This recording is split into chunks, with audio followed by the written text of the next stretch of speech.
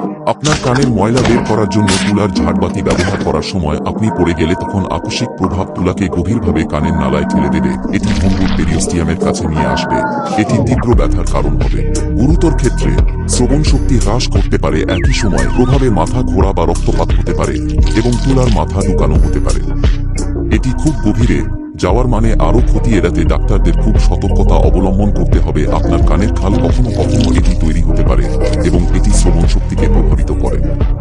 কিন্তু তুলার সোয়াবগুলি কেবল কানের মোমকে আরও গভীরে ঠেলে দেবে, যার ফলে আপনার কানে তুলা থেকে যায়। যদি চিকিৎসা না করা হয় তবে তুলার মাথাটি সেখানেই থেকে যেতে পারে। সময়ের পরিক্রমায় তুলো জ্বালার কারণ হবে।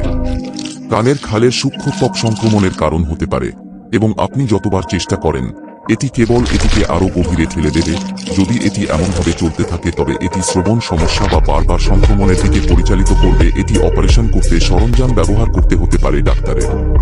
এমন আরও ইনফরমেটিভ ভিডিও পেতে আমার চ্যানেলটি সাবস্ক্রাইব করে পাশে থাকুন আর শেয়ার করতে ভুলবেন না।